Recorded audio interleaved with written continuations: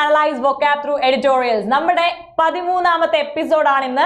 So ഇന്നും നമ്മൾ ഒരുപാട് നല്ല എഡിറ്റോറിയൽസുമായിട്ട് എത്തിയിരിക്കുകയാണ്. നിങ്ങൾക്ക് എല്ലാവർക്കും എന്നെ കാണാനും കേൾക്കാനും എല്ലാം പറ്റുന്നുണ്ട്, എല്ലാം ക്ലിയർ ആണെന്നുണ്ടെങ്കിൽ നിങ്ങൾ ഉറപ്പായിട്ടും കമന്റ് ചെയ്ത് അറിയിക്കുക നിങ്ങൾ എത്തിയിട്ടുണ്ടെന്ന്. അങ്ങനെയെങ്കിൽ വളരെ വേഗത്തിൽ തന്നെ നമുക്ക് എന്ത് ചെയ്യാം, ക്ലാസ്സുകൾ സ്റ്റാർട്ട് ചെയ്യാം. സോ എല്ലാവരും വരുന്ന എല്ലാവരും എന്ത് ചെയ്യുക, വെറുതെ നിങ്ങൾ വന്ന് കണ്ടാൽ മാത്രം പോരാ. നിങ്ങളുടെ ഒപ്പീനിയൻസ്, നിങ്ങളുടെ ഫീഡ്ബാക്സ്, നിങ്ങളുടെ റെസ്പോൺസ് എല്ലാം ഇവിടെ ഭയങ്കര ഇമ്പോർട്ടൻ്റ് ആണ്.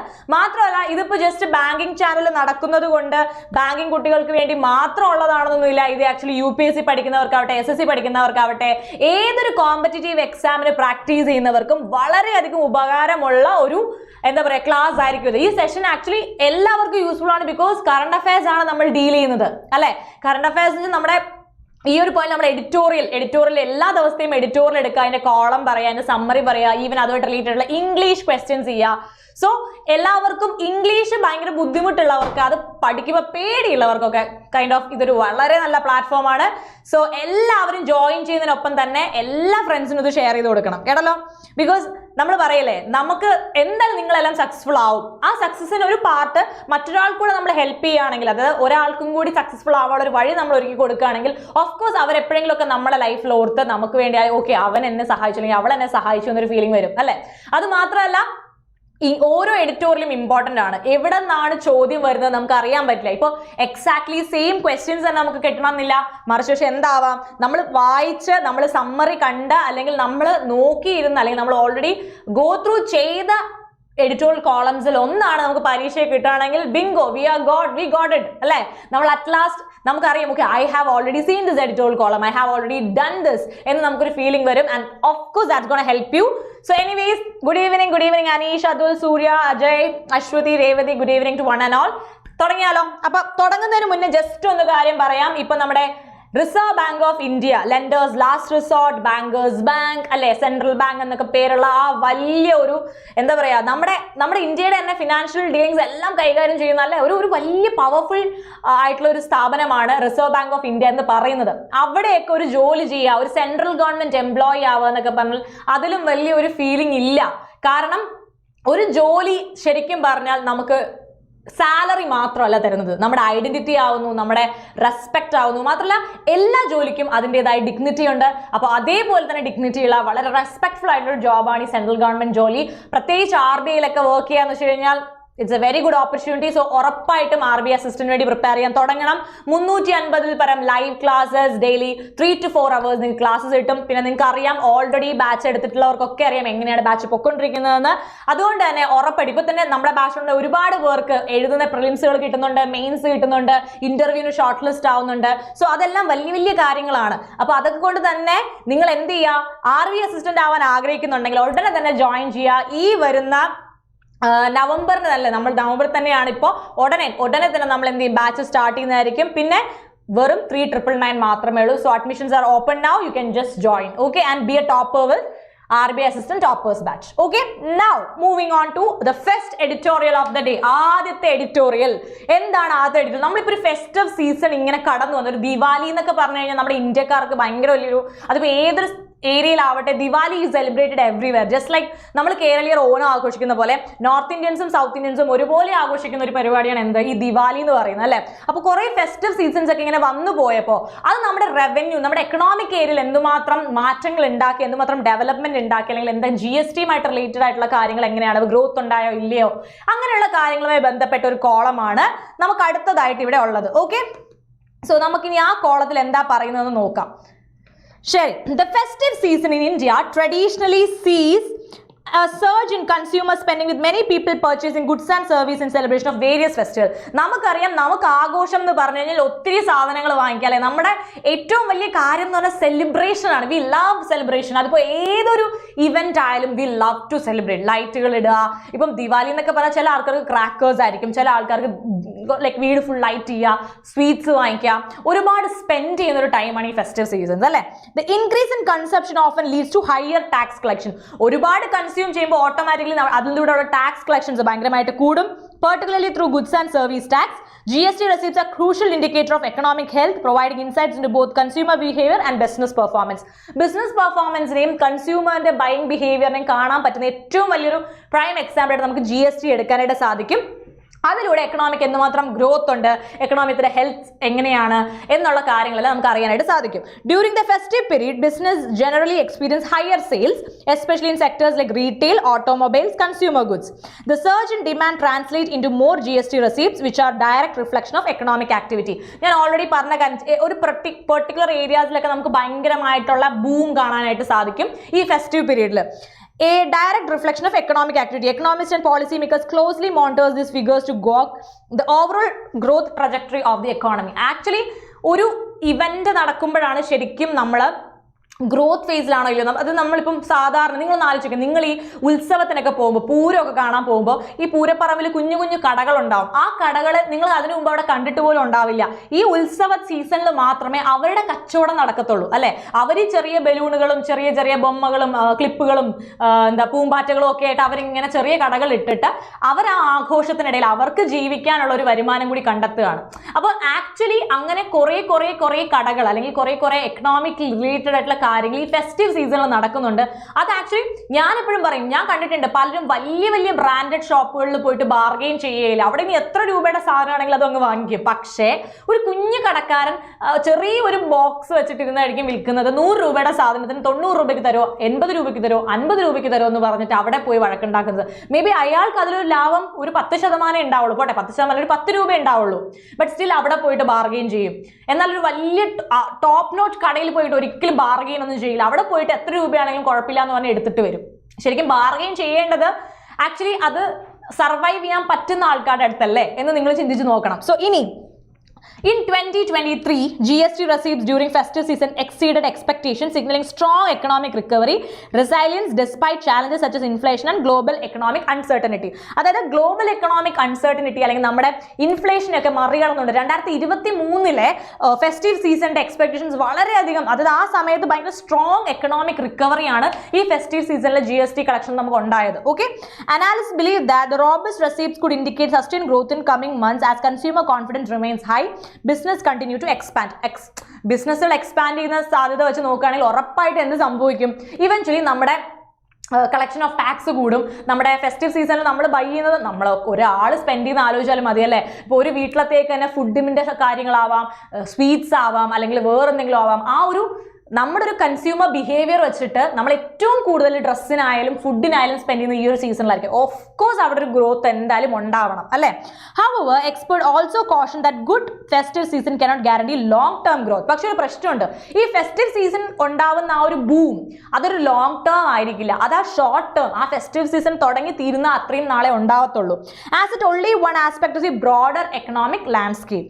The GST data from the festive season thus plays a crucial role in assessing economic progress, guiding future fiscal and monetary policies. അപ്പോൾ ശരിക്കും പറഞ്ഞു കഴിഞ്ഞാൽ നമുക്ക് ആ ഒരു സമയത്ത് കിട്ടുന്ന ഒരു ബൂം എന്തായാലും പിന്നെ അങ്ങോട്ടേക്കുള്ള നമ്മുടെ എക്കണോമിക് കാര്യങ്ങൾക്ക് ഉപയോഗിക്കാൻ പറ്റും. അതല്ല നമ്മൾ പറയില്ല ഏറ്റവും കൂടുതൽ മീനുള്ള സമയത്ത് ചൂണ്ടയിടണം എന്ന് പറയുന്നത് പോലെ festive season is A very good time. ആ സമയത്ത് നമുക്കൊരു ഗ്രോത്ത് ഉണ്ടായി കഴിഞ്ഞാൽ നമുക്ക് അതുകൊണ്ട് ബാക്കി നമുക്ക് റിക്കവർ ചെയ്തെടുക്കാൻ പറ്റും. പക്ഷെ അത് ഒരു ലോങ് ടേം പ്രോസസ് എല്ലാം കൂടി നമ്മൾ അറിഞ്ഞിരിക്കണം. For the government maintaining stable GST receipt is essential not only for short term economic stability but also for long term development goals. ഒരു ലോങ് ടേം ഡെവലപ്മെന്റ് ഗോൾസ് നോക്കുമ്പോൾ നമ്മൾ GST receipts വളരെ healthy ആയിട്ട് stable ആയിട്ട് keep ചെയ്യേണ്ടത് വളരെ വലിയൊരു കാര്യമാണ്. ഓക്കെ, ഇനി ഏകദേശം നിങ്ങൾക്ക് പാരഗ്രാഫ് മനസ്സിലായാലോ, റിലേറ്റഡ് ഏതാണെന്നുള്ളത് മനസ്സിലായല്ലോ. ഇനി എന്ത് ചെയ്യുക, പടപടാന്ന് ആൻസർ ചെയ്യുക. ഇനി ആൻസർ ചെയ്യുന്ന ഒരു ഇതാണ് ആക്ച്വലി ഇതൊരു വാറായിട്ട് കണക്കാക്കുക. നിങ്ങളോട് തന്നെ ചെയ്യുന്ന ഒരു യുദ്ധമാണ്. ഈ യുദ്ധത്തിൽ നമുക്ക് വിജയിച്ചേ പറ്റുള്ളൂ. There is no other option left. Okay, ഒരുപാട് പേരുടെ ഒരുപാട് പേര് നമ്മുടെ ലൈഫിൽ നമ്മുടെ ഓപ്പോസിറ്റ് നിന്ന് നമ്മളെ കൊണ്ട് പറ്റില്ല എന്ന് പറയുന്ന ഒരു കാര്യം നമ്മൾ ചെയ്യാനായിട്ട് തീരുമാനിച്ചാണ് ഇവിടെ വന്നിരിക്കുന്നത്. അതുകൊണ്ട് തന്നെ ഈ ചെയ്യുന്ന ഓരോ ചോദ്യങ്ങളും ശരിക്കും നിങ്ങളൊരു വാർ ആണെന്ന് കണക്കാക്കി തന്നെ ആൻസർ ചെയ്യാനായിട്ട് നോക്കുക. Okay, Hi, good evening, Shilpa. The first question, what role do GST receipts play for the government? വായിച്ച് പെട്ടെന്ന് ആൻസർ പറഞ്ഞേ. They are only useful for short-term economic stability.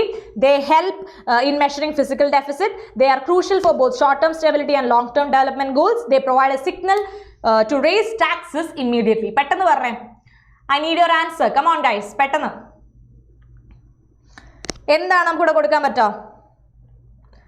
Yes, very good Shilpa. One order than a correct answer like a theory.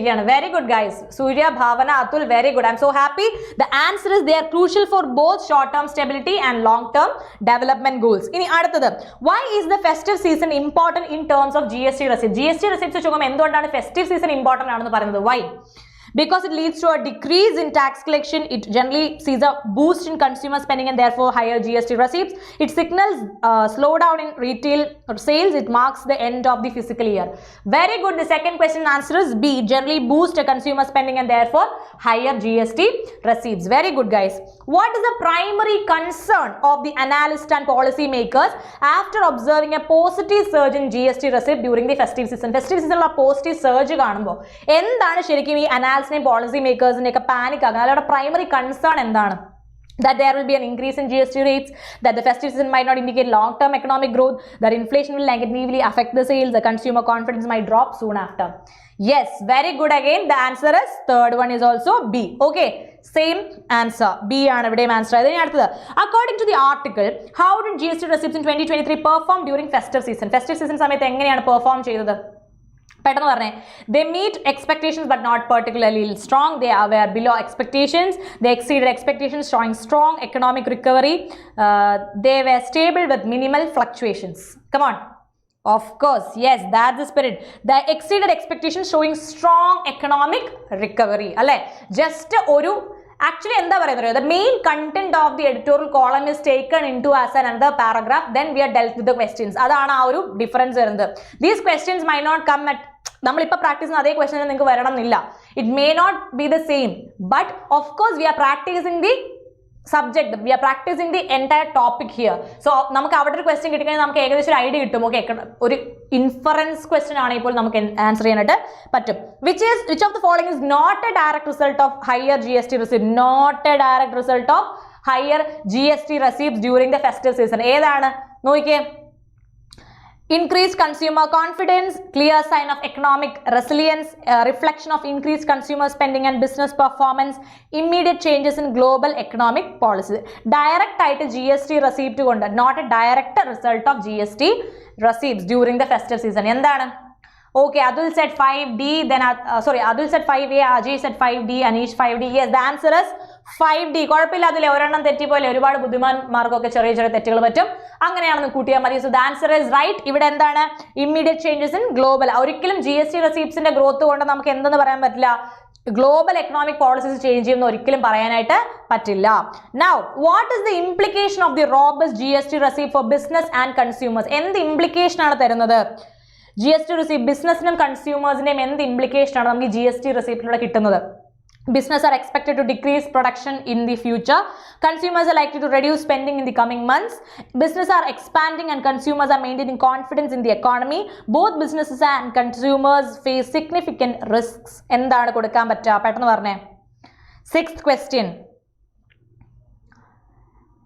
Yes, very good Bhavana, very good guys. Business are expanding, consumers are maintaining confidence in economy. Economy le aalukalkku vishwasam undu, business nallona expand cheyyunnundu, nallona result kittunnundu ennaanu namukku manasilakanayittu pattunnathu. How does the festive season effect on GST receipts influence future fiscal and monetary policies? എന്താണ്? How does the festive season effect on GST receipts influence future fiscal and monetary policy? എങ്ങനെയാണ് അതിനെ future fiscal and monetary policies-നെ GST affect ചെയ്യുന്നത്?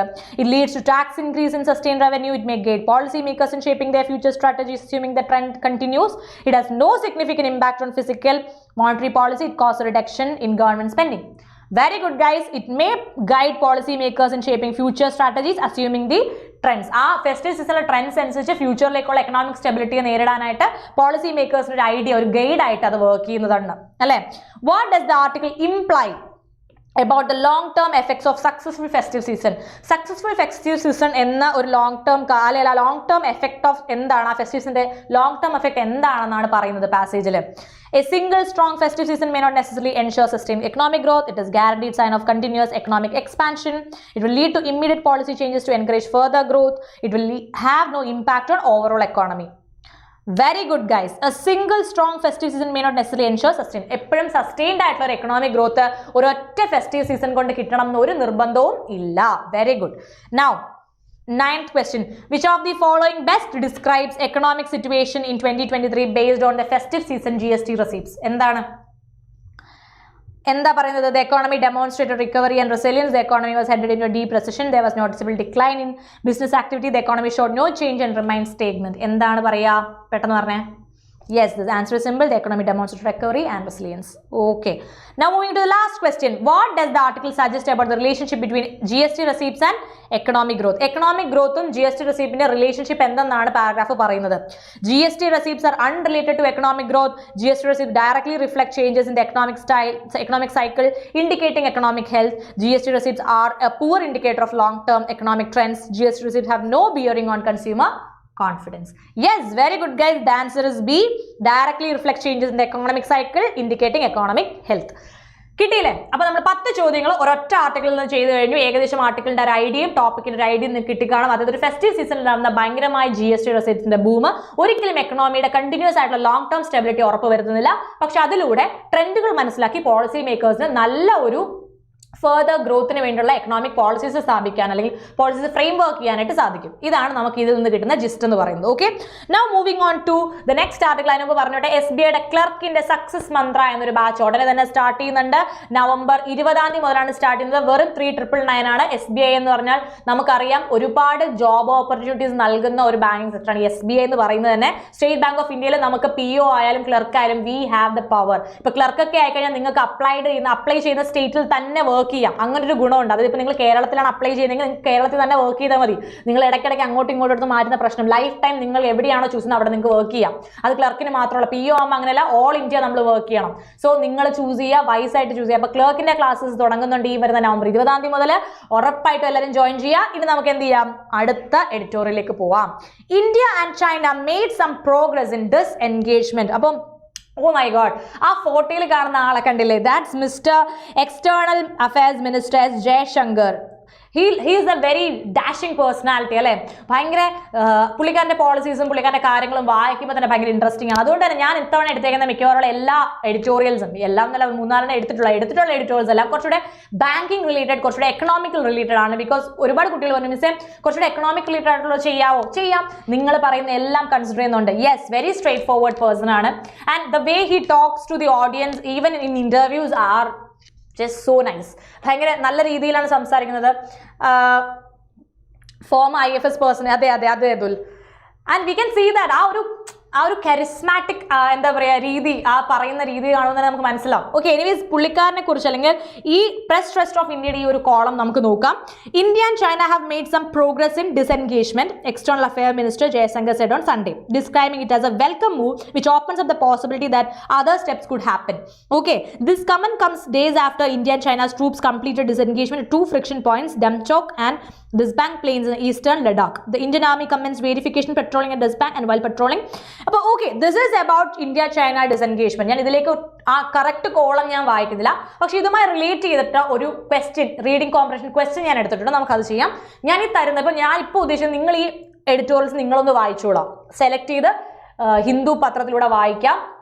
പറ്റുമെങ്കിൽ I will share the news papers with you. I will definitely try to share the newspapers with you if you need it.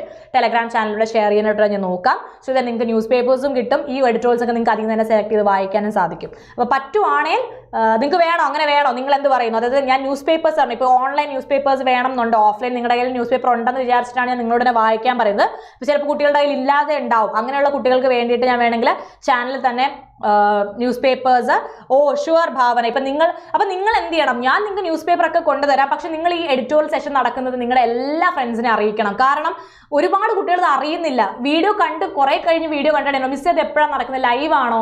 കാരണം ഒരുപാട് പേര് ഇത് അറിയുന്നില്ല എന്ന് വെച്ച് കഴിഞ്ഞാൽ ഇത് ഒരുപാട് ആളുകളിലേക്ക് എത്തണം, എന്നാലും ഇത് യൂസ്ഫുൾ ആവും. കാരണം UPSC പഠിക്കുന്നവരായാലും SSC ആയിരുന്നാലും ഒരു എഡിറ്റോറിയൽ കോളത്തിലൂടെ കടന്നു പോകുമ്പോൾ അവർക്ക് ഒരു റീഡിംഗ് കോമ്പറ്റീഷൻ ക്വസ്റ്റൻ ആണ് കിട്ടുന്നത്.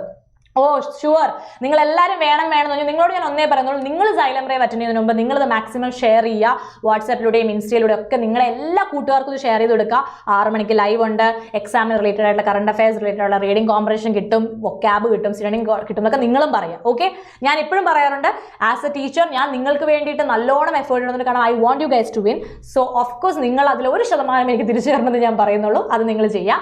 എന്തായാലും അടുത്ത വരുന്ന Xylem RAVE ഉറപ്പായിട്ടും നിങ്ങൾക്ക് ന്യൂസ് പേപ്പേഴ്സ്, ആ ഒരാഴ്ചത്തെ ന്യൂസ് പേപ്പർ മുഴുവൻ നിങ്ങളുടെ എൻ്റെ ചാനലായി ഇംഗ്ലീഷ് ഓൾറൗണ്ടർ വിത്ത് രേവതിയിൽ ഞാൻ ഉറപ്പായിട്ട് ഷെയർ ചെയ്യുന്നതായിരിക്കും. ഹാപ്പി?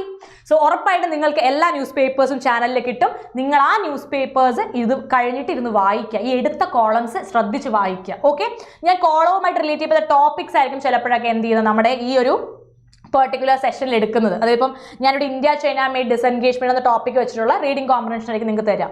അപ്പോൾ ഏകദേശം സെയിം കോളം തന്നെ റീഡിംഗ് കോമ്പ്രഹൻഷൻ ആവില്ല, ആ ടോപ്പിക് ആയിരിക്കും റീഡിംഗ് കോമ്പ്രഹൻഷൻ ആവുക. അങ്ങനെയാണ് നമുക്ക് എക്സാമിനും കിട്ടുന്നത്. Okay, so here you go, this is the reading comprehension.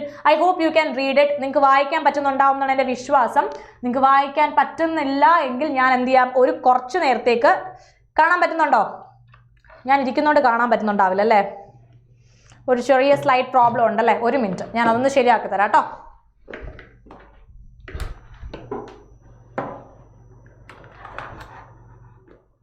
I want you guys to read this. Okay, വായിച്ചോ.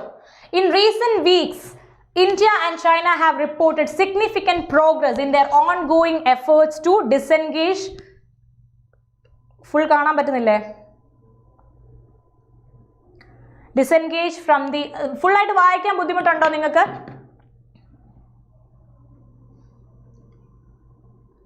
ഒന്ന് വായിച്ചേ, എല്ലാവരും ഓടിച്ചൊന്ന് വായിച്ചേ.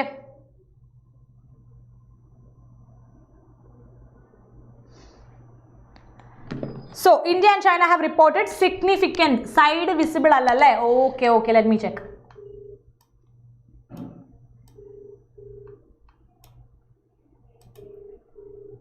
ഇപ്പൊ കാണാൻ പറ്റുന്നുണ്ടോ guys? I hope it is clear to you now. കിട്ടുന്നുണ്ടോ? ആ സ്ലൈഡ് കുറച്ചൊന്ന് കറക്റ്റ് ആവോ? കുറച്ച് പാട്ട് കാണാൻ പറ്റുന്നില്ല കുട്ടികൾക്ക്. സൂം ഔട്ട് ചെയ്യാം Ajay, don't worry, I do it. Slide completely visible അല്ല. ഓക്കെ, നിങ്ങൾക്ക് അങ്ങനെ ഒരു പ്രശ്നം ഉണ്ടെങ്കിൽ നമ്മൾ അപ്പം അത് സോർട്ട് ചെയ്ത് തരും. നിങ്ങളാണ് എനിക്ക് ഇമ്പോർട്ടൻറ്റ്. നിങ്ങൾക്ക് എന്താണോ പ്രശ്നം അത് അപ്പം സോർട്ട് ചെയ്യാനാണ് മിസ് ഇട്ടിരിക്കുന്നത്. ആ അങ്ങറ്റത്തെ side, I mean right side കുട്ടികൾക്ക് കാണാൻ പറ്റുന്നില്ല, റൈറ്റ് സൈഡ് വിസിബിൾ അല്ല.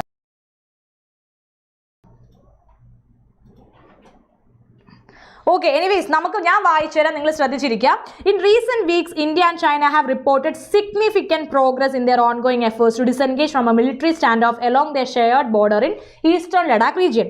After months of tense negotiations, both nations agreed to pull back their forces and key confrontation points. The disengagement as a part of the ongoing dialogue has led to reduction. ഇപ്പൊ കാണാൻ പറ്റുന്നില്ലേ? Okay, ശരി. Has led to reduction in military deployments near sensitive areas such as Pangong Lake and Galwan Valley, where both sides have had multiple confrontations over the last few years. Though there has been a visible de-escalation of military presence, experts caution that full disengagement is still a long way from being achieved. Okay, ഇതെന്താ വളരെ simple സാധനമാണ്. ഞാൻ ഇനി ഒന്ന് visible ആക്കട്ടെ.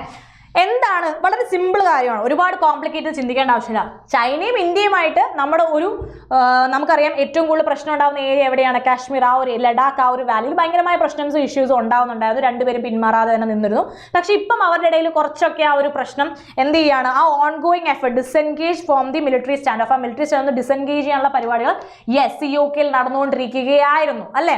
So അതിനെക്കുറിച്ചുള്ള ഒരു റിപ്പോർട്ടാണ് നമ്മൾ ഈ വായിക്കുന്നത്.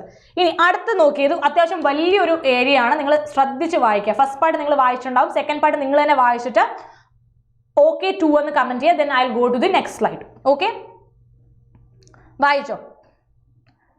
എന്താണ്? Officials from both countries have expressed cautious optimism about progress made, with some suggesting that further steps are possible if both sides continue to prioritize ഒരു ഡിപ്ലോമാറ്റിക് ചാനലിലൂടെ തമ്മിൽ സംസാരിച്ച് വലിയ പ്രശ്നങ്ങളൊന്നും ഉണ്ടാക്കാതെ രണ്ടുപേർക്കും പീസുള്ള രീതിയിലൊന്നും മാറുകയാണെങ്കിൽ അത് ഡിപ്ലോമാറ്റിക് ടോക്സ് ഹെൽപ്പ് അല്ലെ? ശരിക്കും പറഞ്ഞാൽ കൂടുതലും ഡിപ്ലോമാറ്റിക് ടോക്കുകൾ ഇങ്ങനെയുള്ള സ്ഥലങ്ങളിൽ ഭയങ്കരമായിട്ട് ഹെൽപ്പ് ചെയ്യാറുണ്ട് പല സാഹചര്യങ്ങളിലും. But the progress, however, is fragile. Experts believe that while the disengagement at the certain points along the border is a positive step, the underlying issues of territorial disputes and national security concerns remain. പക്ഷേ കുറേ ആൾക്കാർ പറയുന്നത് okay ഇപ്പോഴത്തേക്ക് disengage ചെയ്തവർ മാറി നിൽക്കുകയാണെങ്കിൽ അതൊരു positive കാര്യമാണെങ്കിൽ പോലും വേറെ കുറേ സ്ഥലങ്ങൾക്ക് ടെറിട്ടോറിയൽ ഡിസ്പ്യൂട്ട്സ് നടന്നുകൊണ്ടിരിക്കുകയാണ്. നാഷണൽ സെക്യൂരിറ്റി കൺസേൺസ് ഇപ്പോഴും ഉണ്ട്, മൊത്തത്തിലൊന്നും മാറിയിട്ടില്ല. ഒരു കുഞ്ഞ് പോയിന്റ് മാത്രമാണ് ഇപ്പോൾ ഒന്ന് റിസോൾവ് ആയി വരുന്നത് എന്നാണ് അവർ പറയുന്നത്. The situation on the ground is still being carefully monitored. ഇപ്പോഴും കറക്റ്റായിട്ട് നമ്മളൊരു കാര്യത്തിൽ പോസിറ്റീവ് ചേഞ്ച് ചെയ്യണം, ഓക്കെ ഇനി ഇപ്പം അത് നോക്കണ്ട. ഇപ്പം നിങ്ങൾ തന്നെ ചെയ്യുന്നില്ല, നിങ്ങൾ പഠിച്ചുകൊണ്ടിരിക്കുകയായിരിക്കും. നിങ്ങൾ ഈ പഠിക്കുന്ന കാര്യത്തിൽ നിങ്ങൾ കുറച്ചൊക്കെ ഓക്കെ ഇതെനിക്ക് മനസ്സിലായ ടോപ്പിക്കാണ് എന്ന് പറഞ്ഞ് നിങ്ങളത് മാറ്റി വെച്ചിട്ട് ബാക്കിയുള്ളത് പഠിക്കുകയാണ്. ശരിക്കും അവസാനം ബാക്കി എല്ലാം പഠിച്ചു, നിങ്ങൾക്ക് ഓൾറെഡി അറിയാവുന്നത് നിങ്ങൾ മാറ്റി വെച്ച കാര്യത്തിലായിരിക്കും ചിലപ്പോൾ നിങ്ങൾക്ക് മാർക്ക് പോകണേ. ബിക്കോസ് നിങ്ങൾ അതിൽ കുറച്ചുകൂടി ശ്രദ്ധ കൊടുക്കുകയോ 1-2 പ്രാക്ടീസ് ചെയ്ത് നിങ്ങൾക്ക് അത് കിട്ടിയേനെ. അതേപോലെ ഈവൻ ഒരു പോസിറ്റീവ് ആണ് ഡിസെൻഗേജ് ആയി എങ്കിൽ പോലും അവിടെ ഇപ്പോഴും മോണിറ്ററിംഗ് ചെയ്യുന്നുണ്ട്. With hope that the current phase of disengagement will help create conducive environment for long term peace and stability. ആ റീജിയനിൽ ലോങ് ടേം ആയിട്ട് പീസും സ്റ്റെബിലിറ്റിയും വരാനായിട്ട് ഇപ്പം ഈ ഒരു എടുത്ത മുൻകൈ അല്ലെങ്കിൽ ഇപ്പം അവർ ഡിസെൻഗേജ് ചെയ്യാൻ തീരുമാനിച്ചത് ഒരു ലോങ് ടൈം ഹോപ്പ് ആൻഡ് പീസിന് വഴിയൊരുക്കുമെന്നാണ് നമ്മൾ വിചാരിക്കുന്നത്. Both India and China have express their commitment to maintaining peace along the border. രണ്ടുപേരും ഇന്ത്യയിലും ചൈനയിലും നമ്മൾ പീസ്ഫുൾ ആയിട്ടായിരിക്കും കാര്യങ്ങൾ ചെയ്യുക, peaceful negotiation, we don't attack each other അങ്ങനെയൊക്കെ പറയുന്നുണ്ട്. But analyst want the risk of flare ups persist if either side feels strategic interest.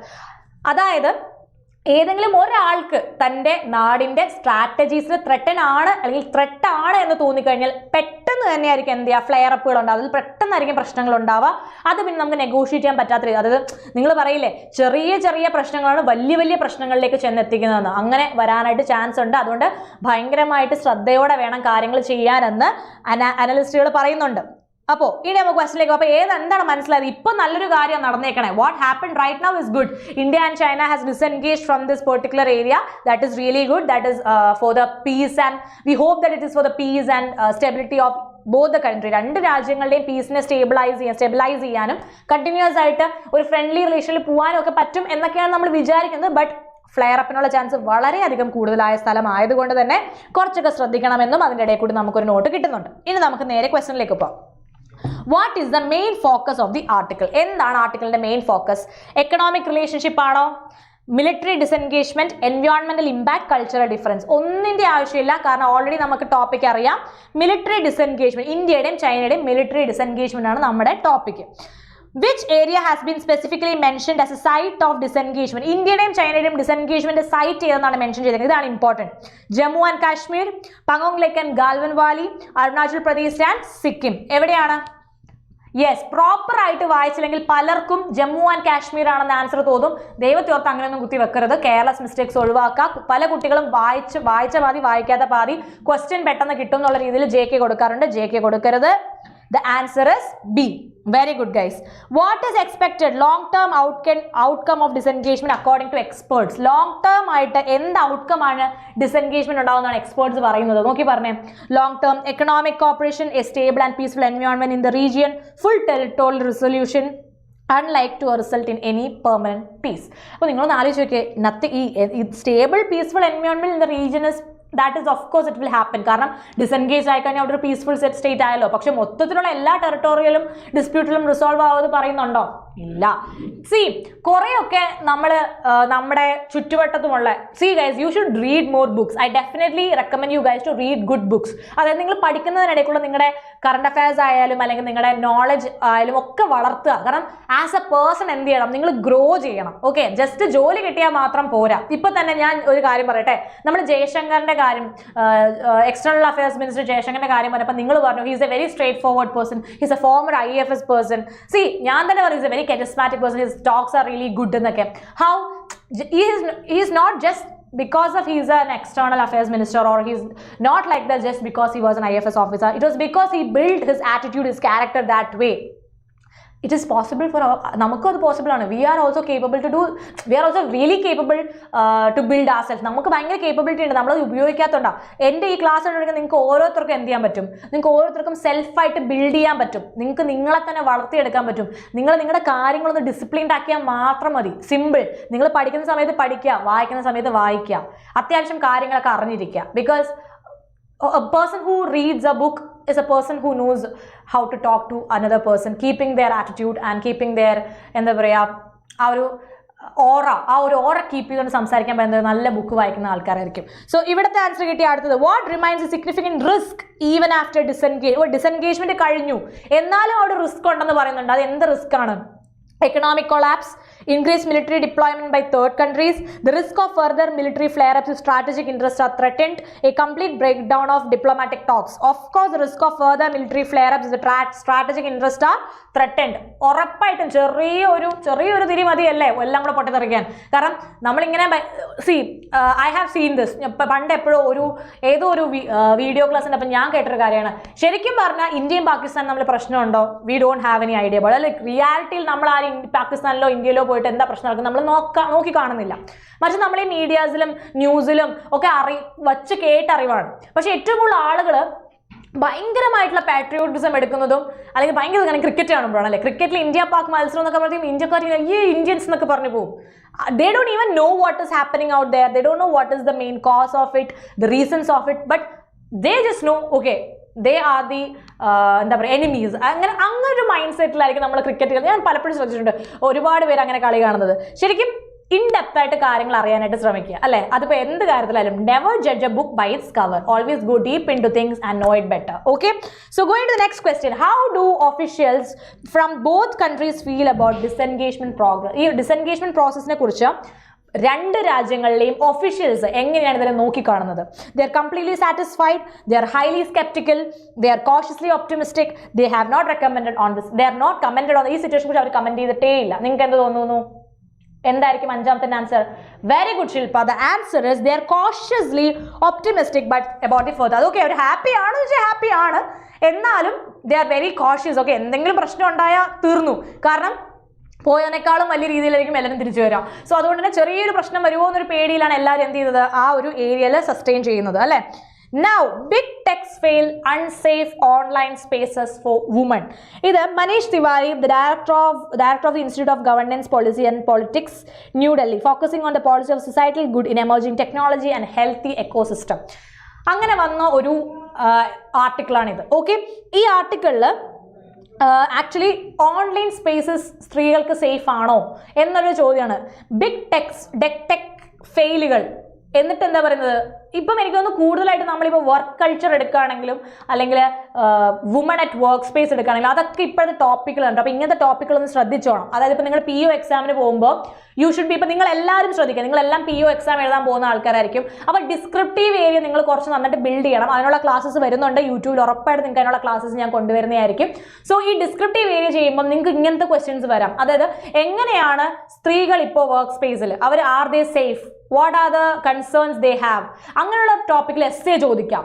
അല്ലെങ്കിൽ ഒരു ലെറ്റർ ടു ദി എഡിറ്റർ, ഒരു ന്യൂസ് പേപ്പർ എഡിറ്ററിന് ലെറ്റർ അയക്കാം. അതായത് ഒരുപാട് സ്ത്രീകൾ വർക്ക് സ്പേസിൽ ഭയങ്കരമായ ബുദ്ധിമുട്ടുകൾ അനുഭവിക്കുന്നുണ്ട്, അതിനെ നിങ്ങളൊന്ന് അഡ്രസ്സ് ചെയ്തുകൊണ്ട് ഒരു ലെറ്റർ അയക്കണം. ഇങ്ങനത്തെ ക്വസ്റ്റ്യൻസ് ഒക്കെ വരാം. സോ ഇങ്ങനത്തെ ക്വസ്റ്റ്യൻസിലില്ല, കാരണം ഈ കറണ്ട് അഫയേഴ്സ് ഒക്കെ നിരന്തരമായിട്ട് ഒരേ ടോപ്പിക്കിൽ ഇങ്ങനെ വന്നുകൊണ്ടിരിക്കുന്നത് കൊണ്ട് നമുക്ക് എന്ത് ചെയ്യാം, അങ്ങനത്തെ ചോദ്യങ്ങൾ പ്രതീക്ഷിക്കാനായിട്ട് സാധിക്കും.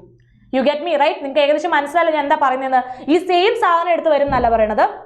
എപ്പോഴും കണ്ടിന്യൂസ്ലി ഒരു ടോപ്പിക്ക് നമ്മൾ കാണുകയാണെങ്കിൽ ആ ടോപ്പിക്കുമായി റിലേറ്റഡ് ആയിട്ടുള്ള reading comprehension, close test, parajumble, descriptive writing ഒക്കെ വരാനുള്ള ചാൻസ് വളരെ കൂടുതലാണ്. Especially for those people who are shortlisted for the coming RRB interview. You should definitely like ഇന്റർവ്യൂവിനൊക്കെ പോകുമ്പോഴും ചോദിക്കാൻ സാധ്യതയുള്ള എപ്പോഴും റിപ്പീറ്റഡായി വരുന്ന ടോപ്പിക്കുകളിലെ ക്വസ്റ്റ്യൻസ് ആയിരിക്കും. സോ അതൊക്കെ ഒന്ന് നോക്കിക്കോളാം. ഓക്കെ, നൗ ഇതിന്റെ ഡീറ്റെയിൽ ആയിട്ടുള്ളതിലേക്ക് പോകാം. വായിച്ചോ. Despite advancement in technology and proliferation of social media platforms, when women continue to face significant challenges in ensuring their safety and security online. ശരിയല്ലേ?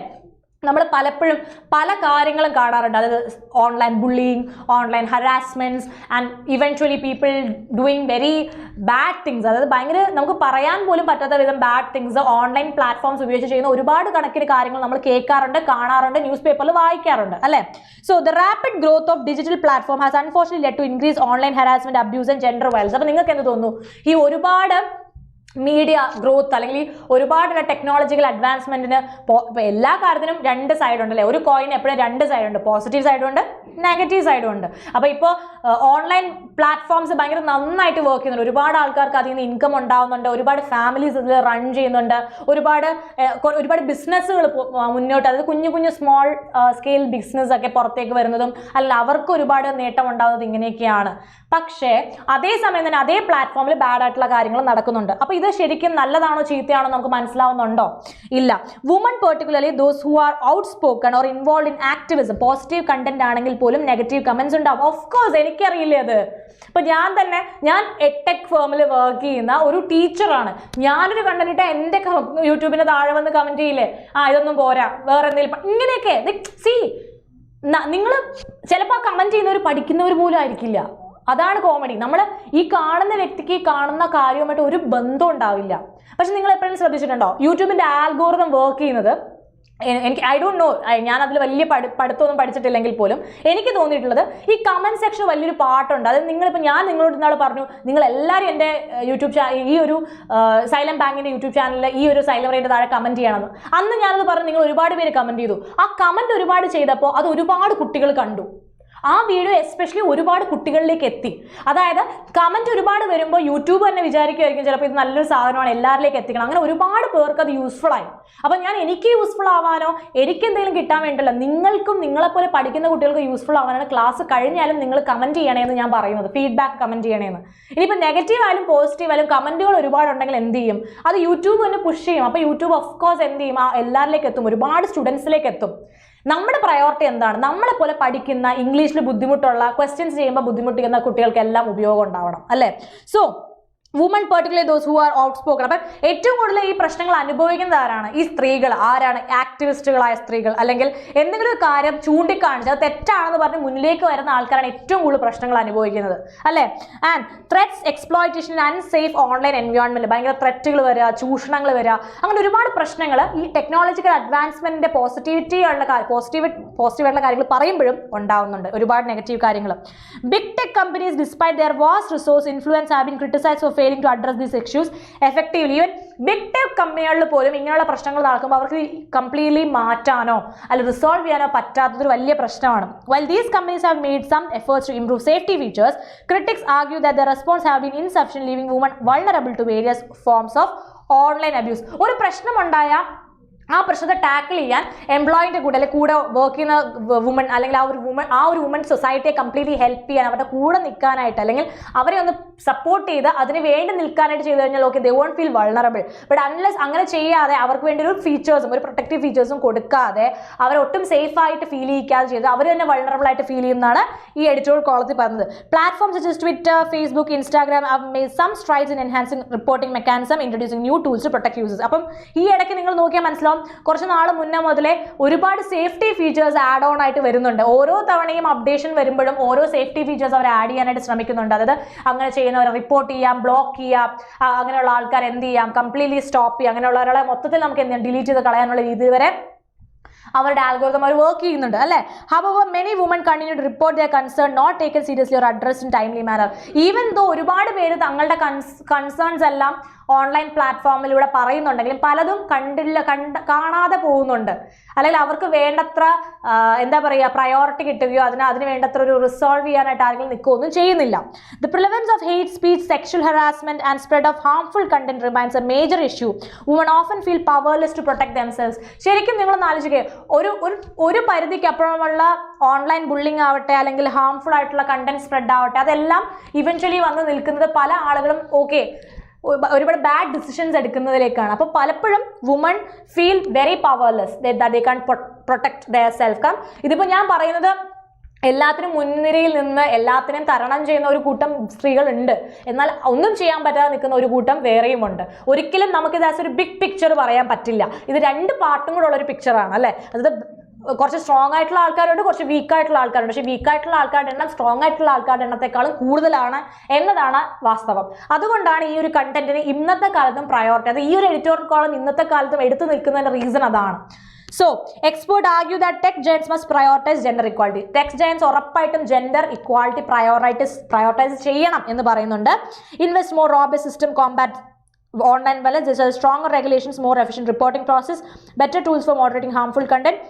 Women rights advocates are calling for more accountability from the tech companies to create a safer online environment for women, ensure that these platforms can be trusted to protect their users guidelines. അതായത് regardless of gender നോക്കാതെ ആണായാലും പെണ്ണായാലും ഇപ്പോൾ എന്താണ് ഒരു online പ്ലാറ്റ്ഫോമിൽ harassment, sexual harassment ആവട്ടെ, mental harassment ആവട്ടെ, അബ്യൂസ് ആവട്ടെ, അല്ലെങ്കിൽ എന്തെങ്കിലും ബാഡ് കണ്ടന്റ് ഡെലിവറി ആവട്ടെ, അത് എന്തുണ്ടായാലും അതിനെതിരെ പ്രതികരിക്കാനും അതിനെതിരെയുള്ള ആക്ഷൻസ് എടുക്കാനും ഉള്ള ഒരു എന്താ പറയുക ഒരു ഗൈഡ് ലൈൻ അല്ലെങ്കിൽ അതിന് വേണ്ടിയിട്ടുള്ള ഒരു പ്രോപ്പർ സ്ട്രക്ചർ എല്ലാ ബിഗ് ടെക് കമ്പനികൾക്കും ഉണ്ടാവണം എന്ന് എക്സ്പേർട്ട് പറയുന്നത് ഒരു തെറ്റുമില്ല. കാരണം റിഗാർഡ് ഓഫ് ജെൻഡർ നമുക്ക് ഒരിക്കലും പറയാൻ പറ്റില്ല സ്ത്രീകൾ മാത്രമാണ് പ്രശ്നം അനുഭവിക്കുന്നത്, പുരുഷന്മാരും പ്രശ്നങ്ങൾ അനുഭവിക്കുന്നുണ്ടാവും. They also may be going through such situations that should be addressed. അതും അഡ്രസ് ചെയ്യണം അല്ലേ? അപ്പൊ എല്ലാവർക്കും ഈ തെറ്റ് അനുഭവിക്കുന്ന ഒരാൾക്ക് പോലും ഇതിലൊന്നും ഇടപെടാതെ മാറി നിൽക്കാൻ തോന്നാൻ പാടില്ല. അതായത് അവർക്ക് ഇടപെടാനുള്ള ഒരു എന്താ പറയുക ഒരു ലൈക്ക് അതിനെന്താ പറയാം ഒരു റീസൺ അല്ലെങ്കിൽ ഒരു ഹെൽപ്പും കൂടി ഈ ബിഗ് ടെക് കമ്പനികൾ ചെയ്തു കൊടുക്കണം എന്നാണ് ഈ കോളം പറയുന്നത്. ഇനി നമുക്ക് ക്വസ്റ്റ്യൻസിലേക്ക് പോകാം. What is the primary issue discussed in the article? എന്താണ് പ്രൈമറി ഇഷ്യൂ ഇതിന്റെ? What is the primary issue V are talking about here? The impact of social media on the economy, online harassment and abuse faced by women. Yes, online harassment and abuse faced by women ആണ് നമ്മുടെ topic. Which group of people is particularly targeted by online harassment according to the article? ഏത് type of ആളുകളാണ് ഏറ്റവും കൂടുതൽ affect ആവുന്നത്? Children and teenagers, men and women equally, women especially those involved in activism or speaking out, celebrities and public figures. ഏറ്റവും കൂടുതൽ yes, women especially those who are involved in activism and speaking out. Okay, now which has been the response of big tech companies to online abuse according to the article? Okay, ഈ article according ആയിട്ട് എങ്ങനെയാണ് big tech company ഇതിനോട് respond ചെയ്യുന്നത്? How do they respond? They have ignored the issue completely, they have taken significant effective action, they have made some efforts but critics argue their actions are inefficient, they have outsourced the responsibility to their organization. Yes, they have made some effort but critics argue their actions are insufficient. Okay, what do many women report about their experience with the safety features of social media platforms? എങ്ങനെയാണ് അവർ respond ചെയ്യുന്നത്? The safety features are highly effective in protecting them. Their concerns are often ignored or not addressed quickly. They find the reporting features overwhelming and confusing. They feel that social media platforms are overly strict in censoring content. Yes, their concerns are often ignored and not addressed. Actually, censoring the content is a very good thing. അല്ലെ, bad ആയിട്ടുള്ള കാര്യങ്ങൾ censor ചെയ്ത് തന്നെയാണ് project ചെയ്യുന്നതെങ്കിൽ okay, that is fine. There is no more online abuse, there is no more sexual harassment happening on an online platform if they could be censored അല്ലേ? Okay, now what do the experts suggest tech companies need to do to improve the situation? Improve ചെയ്യാൻ എന്ത് ചെയ്യണം എന്നാണ് പറയുന്നത്? Increase their advertisement for safety features, invest in stronger system, better reporting processes and more content moderation, provide incentives for women to report abuse, limit social media usage for women to reduce online harassment. Yes, invest in stronger system, better reporting process and more content moderation. Okay guys, very good. What are women's rights calling for big tech companies? എന്ത് women's right എന്ത് women's റൈറ്റിനെ കുറിച്ചാണ് ഇവിടെ സംസാരിക്കുന്നത്? More advertisement about online safety, better privacy policy for women, great accountability and more effective action to ensure safer online spaces, more restrictions on content creation. എന്താണ് better privacy policy ആണോ അതോ great accountability and more effective action to ensure safe? ഏതാ പറഞ്ഞേ? Yes, very good guys. The answer is great accountability, more effective action to ensure safer online spaces. According to the article, which of the following is a significant consequence of online abuse for women? Women online abuse is a significant consequence എന്തായിരിക്കും? It leads to decreased internet usage among women. Women feel powerless to protect themselves from online harassment. Women often use social media platforms to retaliate.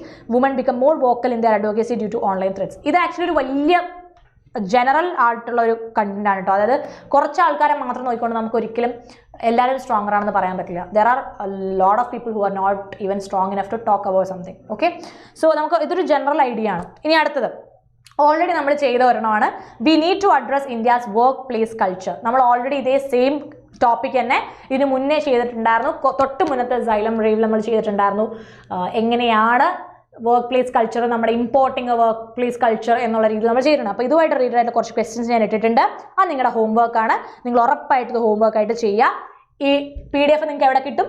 English allrounder വിത്ത് രേവതിയിൽ ഉറപ്പായിട്ടും channel നിങ്ങൾക്ക് ഇപ്പം തന്നെ class കഴിയുമ്പോൾ തന്നെ അതിൽ കിട്ടും.